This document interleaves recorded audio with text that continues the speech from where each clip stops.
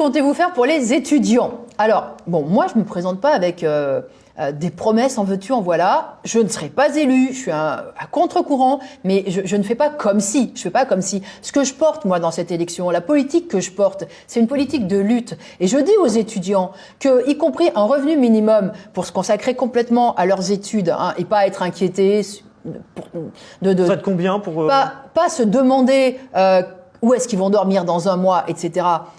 Tout ça, en fait, pour l'obtenir, il faudra qu'ils se battent. Et vous l'estimez à combien?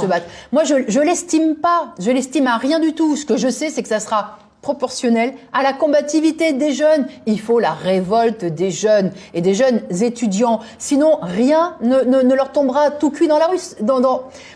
Rien ne leur tombera tout cuit dans la bouche. C'est pas vrai. C'est pas comme ça que ça se passe. Le fait de ne pas avoir de chiffres, c'est pas problématique parce que justement, quand on met des chiffres sur la table, c'est ce qui permet quelque part de, poser des bases et de se dire, on sait que les jeunes, ils ont besoin de telle somme d'argent tous les mois. Non, le chiffre sur la table, c'est pour appâter les lecteurs. C'est ça. Hein.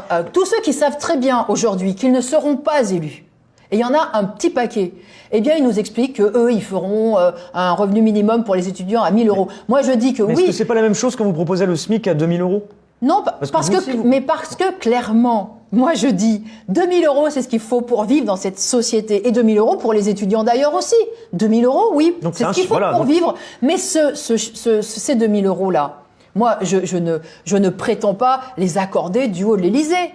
Je dis que c'est un objectif de combat. Mais vous posez un objectif de combat que vous ne posez pas pour les jeunes. C'est un objectif de combat, mais d'abord, entre parenthèses, dès qu'il y aura la volonté de se battre, dès qu'il y en aura qui s'engageront dans la lutte, dans la bagarre, mais ils n'auront pas besoin de moi pour fixer leurs objectifs de lutte, hein.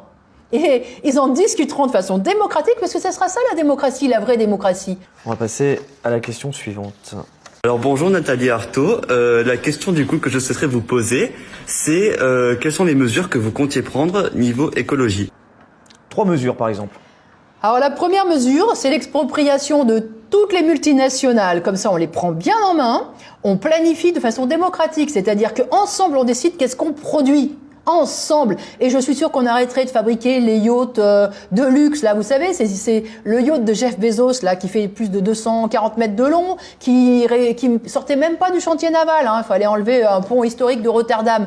Je pense que tout ça, on arrêterait. Je pense qu'on arrêterait avec les engins de mort, hein, avec les missiles, les avions de combat, etc., etc. Donc, on prend en main les multinationales, on les exproprie et on soumet à la démocratie ce qu'on leur demande de faire, ce qu'on leur demande de produire. Voilà, donc pour moi, ça serait la mesure essentielle parce que on arrêterait avec ce gâchis inouï. Deuxième mesure. La deuxième mesure, c'est la planification. On doit planifier, c'est-à-dire qu'on doit recenser les besoins, on doit coordonner les choses. On arrêterait avec ce gaspillage incroyable. C'est quand même dingue de se dire que, voilà, les trusts, elles produisent, ils savent même pas finalement s'ils réussiront à les vendre. Et puis parfois d'ailleurs ils jettent. Regardez, c'est des millions de produits que Amazon jette aujourd'hui. Hein, donc c'est un gaspillage inouï. En revanche, il y a beaucoup de choses qui devraient être produites, qui devraient être fabriquées, qui ne le sont pas. Donc on marche sur la tête. La loi de l'offre et de la demande, c'est fonctionner à l'aveugle. Et une autre à retenir, une troisième? Une autre à retenir, c'est que en planifiant, en recensant, je pense qu'y compris on pourrait se poser la question de quel type d'énergie. Moi, je pense que tous ceux qui réfléchissent à quel type d'énergie, etc., c'est très bien. Mais tant que les trusts de l'énergie qui monopolisent la fabrication de l'énergie font ce qu'ils veulent, il faut quand même bien avoir en tête. Mais vous, dans votre monde idéal, ce serait quoi l'idée? D'abord, dans mon monde idéal, on prend les choses en main et on ne laisse pas Total, Engie, Exxon, EDF décider à la place de tout le monde.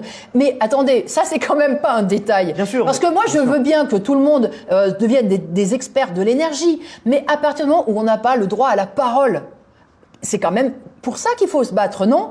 Moi, je suis pas une spécialiste de l'énergie, mais quand j'entends le GIEC rendre ses rapports, je me dis oui, ils ont raison, on doit leur faire confiance. Sauf que leurs paroles sont des paroles creuses dans la mesure où de toute façon, c'est les actionnaires de Total qui décident au final. On va passer du coup à la question suivante. Bonjour Nathalie Arthaud, je voulais savoir si jamais vous passez aux élections présidentielles, Est-ce que les entreprises appartiendront à l'État et si oui, pourquoi? Alors oui, toutes les grandes entreprises, je parle des multinationales, appartiendront à nous tous, parce que l'État, y compris, il doit être changé, il doit être bien plus démocratique. Mais ça appartiendrait à nous tous et enfin, on les ferait fonctionner d'abord pour qu'elles satisfassent les besoins de tous et pas pour qu'elles fonctionnent pour les caprices de quelques grands actionnaires. Question suivante, que je vous laisse lire. Pouvez-vous nous expliquer quelles sont les divergences les plus fondamentales entre vos propositions et celles de Philippe Poutou? Alors, c'est vrai que nous, clairement, nous basons toute notre politique et notre perspective de renverser le capitalisme, commune donc avec Philippe Poutou, sur la capacité des travailleurs du monde du travail à se révolter.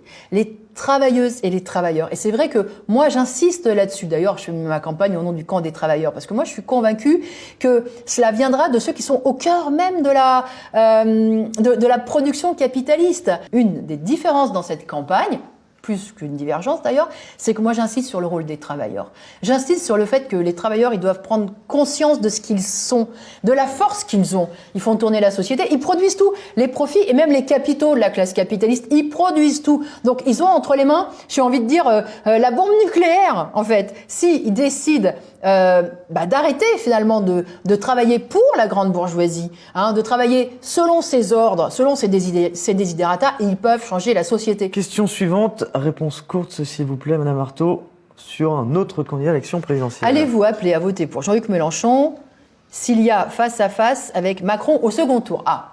Alors moi je fais la campagne au premier tour pour insister sur une idée. Sur l'idée que aujourd'hui on s'enfonce dans la crise en fait. On s'enfonce dans la crise économique, dans la crise politique et dans la crise sociale. Parce qu'avec la guerre en Ukraine, eh bien là, en fait, on bascule. Permettez-moi de vous recentrer vraiment sur la question par rapport à Jean-Luc Mélenchon. Qu'est-ce que vous feriez? Voilà, Jean-Luc Mélenchon est au second tour, qu'est-ce que vous faites? Moi, vous savez, depuis le début, tout le monde cherche à zapper la campagne du premier tour. Donc moi, il est hors de question qu'avant le premier tour, j'aille sur toutes les hypothèses possibles pour le second tour. On va passer à la question suivante. Bonjour Nathalie Artaud, j'ai appris que vous étiez prof d'SES. Comment on mène une campagne en étant prof et puis surtout, comment ça se passe avec les élèves? Merci. Alors, le temps de ma campagne, j'ai eu un congé électoral, voilà, les 2 mois là pour faire campagne parce que c'était pas possible de faire les deux. Voilà. Maintenant, avec mes élèves, ce qui est sympa, c'est que voilà, c'est des discussions. C'est des discussions. Je pense que finalement, je suscite l'esprit critique. Voilà, l'esprit critique et ça, c'est très bien. La question suivante. Bonjour Madame Nathalie Artaud, bonjour Ruth. Ma question était pourquoi avoir appelé votre parti Lutte ouvrière alors qu'auparavant vous étiez professeur, ce qui n'a rien à voir avec un métier manuel comme les personnes, ouvrières. Merci. Merci pour cette question, parce que pour nous, la classe ouvrière, c'est le monde du travail en fait, dans son ensemble. C'est-à-dire, ce sont tous ceux qui doivent, aller travailler pour gagner leur vie, et ce sont ceux qui portent la société. En fait, ce sont les essentiels, ce sont ceux qui sont indispensables. Donc, pour moi, c'est une grande chaîne, la classe ouvrière, le monde du travail. Et pourquoi on s'appelle lutte ouvrière? C'est parce que nous pensons que ce sont eux qui aujourd'hui sont finalement sous la dépendance d'un patron, qui sont victimes, qui sont exploités, qui se révolteront un jour et qui la changeront du tout au tout cette société, qui chercheront leur émancipation et donc qui feront la révolution. Question suivante sur un sujet très important. Bonjour Nathalie Artaud, je me demandais quels sont vos projets pour lutter contre les violences domestiques. Je pense que un des problèmes, c'est l'isolement. C'est l'isolement des femmes, c'est l'isolement des jeunes qui sont finalement piégés dans une espèce de huis clos mortifère et souvent sous la domination, donc évidemment d'un père, d'un frère, de leur mari. Et donc je pense que ça veut dire qu'il faut qu'on tisse des liens, il faut qu'on se connaisse mieux, et puis il faut que les femmes elles puissent avoir leur indépendance, qu'elles puissent se dire oui, je suis capable, j'aurai un boulot, je pourrais payer un loyer, etc. Donc c'est pour ça que pour moi aussi les revendications en termes d'emploi et de salaire, c'est d'abord des revendications féministes, parce que le pire, c'est effectivement d'être sous la dépendance économique et de ne pas pouvoir du coup partir, ne pas trouver la force et même la perspective de se dire je vais vivre de façon indépendante. Mais je sais aussi que pour ça, il faudra changer toute la société. Je sais qu'il faudra des luttes. Et moi, j'appelle dans les quelques jours qui viennent à ne pas croire dans les belles promesses. Ça fait des décennies qu'ils entassent les lois, alors les lois pour faire l'égalité entre les femmes et les hommes, pour essayer d'aider. Ça ne bouge pas. Ça ne bouge pas. Donc pour moi, le féminisme, c'est pas un catalogue de promesses électorales. C'est d'abord un combat que les femmes doivent mener, pour pas être seules, et que les femmes doivent mener pour conquérir leur indépendance financière. L'indépendance, justement, c'est comment réussir à se retirer d'une forme d'emprise, là où la société ne peut pas forcément réussir à toujours intervenir. Cette emprise morale, psychologique, c'est aussi et l'emprise aussi parfois des idées traditionnelles, le poids de la famille, etc., etc. Elle est d'autant plus, présente et elle se referme sur nous comme un piège à partir du moment où de toute façon on se dit que tout seul on n'arriverait pas à vivre. Voilà, tout seul on n'arrive pas à vivre. Moi je connais un certain nombre de jeunes filles, de jeunes lycéennes qui sont en rébellion contre leurs parents, mais qui voient pas du tout comment elles peuvent y arriver toutes seules dans cette société où c'est marche ou crève, dans cette société de sélection, dans cette société où il y a du chômage de masse. Donc ces jeunes filles, elles doivent savoir que oui, la société, elle peut les mettre à l'abri, elle peut leur offrir la possibilité de rebondir, d'être protégée en ayant un toit, en étant accompagnée, mais il faut aussi que cette société elle offre des perspectives en termes d'emploi, en termes d'épanouissement professionnel, et qu'on soit convaincu que oui, on peut avoir son indépendance et choisir véritablement sa vie. La question suivante sur TikTok. Comptez-vous expulser les délinquants et criminels étrangers? Quid des clandestins? Alors d'abord, des délinquants et des criminels étrangers, français, enfin voilà, ça c'est... Moi quand j'entends l'extrême droite réduire la délinquance à l'immigration et aux étrangers, ça me révolte, y compris les violences. Les plus importantes, ce sont les violences domestiques qui existent au sein des familles. Ce ne sont pas des étrangers, c'est pas une question d'immigration. Voilà, donc moi je m'élève contre ce petit poison là que distille l'extrême droite, ce petit venin là raciste qui est complètement délirant. Voilà, délirant. La délinquance, la violence, je pense qu'elle est aussi le produit de cette société et c'est la raison aussi pour laquelle je pense qu'il faut chercher à la changer de fond en comble. Mais vous, par rapport aux flux migratoires, aux réfugiés, vous accueillez tout le monde sans exception? Moi je me dis que je peux moi-même avoir besoin de fuir mon pays. Vous savez, les Ukrainiens là qui fuient par millions leur pays, ils n'imaginaient pas qu'il y ait des bombes qui puissent leur tomber sur la tête. Moi, demain, il peut se passer la même chose. Je peux avoir besoin de fuir mon pays. Eh bien, j'espère qu'il y aura un autre pays qui acceptera en effet de m'accueillir. Donc moi, c'est comme ça que je raisonne. Je raisonne en fonction des besoins des pauvres, des besoins des travailleurs. S'ils ont besoin de passer des frontières pour vivre, eh bien, ils doivent en avoir cette possibilité. Mais question simple, réponse simple. Est-ce que vous accueillez tout le monde? Justement, on parlait des divergences avec Philippe Poutou. Philippe Poutou, lui, il veut abolir les frontières. On accueille tout le monde. Est-ce que vous êtes sur la même longueur d'onde? Ah, mais je suis complètement... Les frontières ne sont là que pour les pauvres. Donc, que pour les travailleurs, en fait. Parce que les plus riches, ils peuvent avoir leurs millions, leur permettre de franchir toutes les frontières. Donc oui, moi, je suis pour l'ouverture des frontières et qu'on permette à tous ceux qui ne peuvent pas vivre dans leur pays, de circuler et de trouver un endroit pour pouvoir vivre. Sans distinction entre pays en guerre et migration économique. On meurt des bombes et on meurt de famine aussi. Il n'y a pas de distinction à faire. C'est un droit à la vie. Tant que ce système économique capitaliste n'assure pas ce droit à la vie à tous les êtres humains de cette planète, eh bien moi je pense qu'ils doivent pouvoir en effet circuler. On va passer à la question suivante. Pourquoi 2 000 € par mois pour le SMIC, n'est-ce pas trop pour provoquer une inflation exponentielle? Bernard Arnault touche 2 SMIC, donc 2 000 €, à la minute, chaque minute, 2 SMIC. Bernard Arnault, ceux qui sont en dessous, ça doit être quoi? 1 SMIC à la minute. Bon, et là, ça crée pas de l'inflation? Ces profits là qui explosent, ça crée pas de l'inflation? Ces grandes fortunes, ça crée pas de l'inflation? Alors si ça en crée, voilà. Donc il faut quand même bien réaliser que parler d'inflation, dès que on parle, nous, de notre gagne-pain, c'est une escroquerie, c'est une façon de nous dire, taisez-vous, vos revendications, elles sont nulles et non avenues. Moi, je dis très clairement que cet argent-là, les augmentations de salaire, il faut aller les chercher sur les profits, sur les grandes fortunes. Alors déjà, ça ferait diminuer l'inflation que les plus riches provoquent, et en plus, ça nous permettrait à nous de vivre. La question suivante. Alors, comment comptez-vous faire sortir la France du système capitaliste ? Eh bien moi, je suis convaincue que de toute façon, là, ce qui nous attend, c'est des révoltes. C'est des révoltes de la jeunesse, j'espère, des révoltes ouvrières aussi. On a connu les mouvements des Gilets jaunes, mais moi, j'imagine que ça peut revenir, puissance 10, puissance 100. Et ce que j'espère, c'est qu'au travers de ces révoltes, eh bien, la conscience naisse que c'est pas seulement le problème de la personne qui occupe le siège présidentiel, c'est pas seulement le problème du président de la République, mais que c'est le problème de tout un système qu'il faut en effet renverser. Il faut contester la classe capitaliste, il faut contester les grands actionnaires qui font leurs lois sur les grandes entreprises, sur les grandes banques, sur le secteur pétrolier, et qui du coup dominent toute l'économie. Donc c'est cette classe sociale-là qu'il faut contester. Moi je pense qu'il faut l'exproprier. Donc j'espère qu'une révolte sociale arrivera jusque-là, parce que je pense que c'est ça, faire la révolution. Vous dites des gilets jaunes puissance 10, puissance 100. C'est ce qui est parfois annoncé même depuis des mois. Ça n'arrive pas pour l'instant. Pour l'instant, ça bouge pas beaucoup. Alors que il y a l'inflation, il y a beaucoup de choses qui se passent dans le pays. Comment vous l'expliquez, vous ?